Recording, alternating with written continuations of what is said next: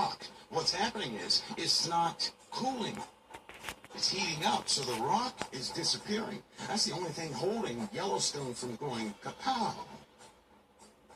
Right?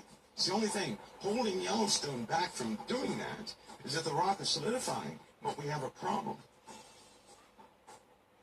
It's too much energy, too much heat. The heat factor is going up inside the Earth by external forces, which means nobody can do anything about it. It's coming from out there. And what's happening is that our magnetosphere allows photons to enter to the surface of the Earth harmlessly. You know, that infrared energy is why you feel the heat of the sun. But it blocks ultraviolet, so does our atmosphere and everything else. But what's happening is, through atmospheric compression and changes in our magnetosphere, charged particles are coming in to the surface of the Earth, and they go right through the surface into the core, where they're already, they're just activating the core of the Earth. I mean, making it hyper. Like somebody needs to give the core of the Earth some Ritalin to, slow down. But this is a process this Earth has undergone. They won't tell you this. This has happened before. More and more cosmic rays are coming in and heating up the Earth from the inside out. And that's going to cause volcanism. It's going to cause a type of swelling, right? They tell you that we have sinkholes because the water is gone, people dug out too much salt. Well, the water is leaving. What happens when magma is flowing under a big circle of water in the Earth? Does not the water begin to evaporate? It can sometimes even go through a chemical change also.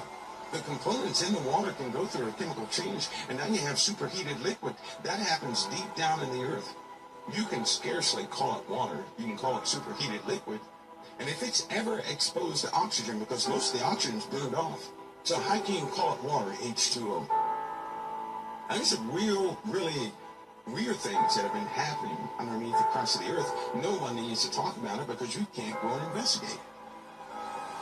But it's going to become obvious to the point where our oceans, because has anybody ever heard that the oceans will boil? Have you ever heard that? The oceans will boil. What could cause the oceans to boil? What can do that? I'll tell you what can do that. A change in the atmosphere. If something happens to our atmosphere, in less than 2 minutes, the ocean water will begin to boil. If it happens slowly, nobody's going to live on the coasts. No one. And guess what? It's happening slowly. So it's going to be very difficult to breathe on the coasts. It's coming. It's coming.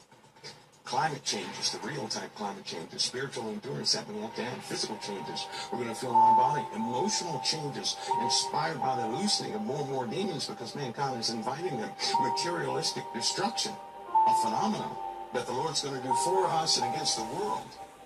Right? So we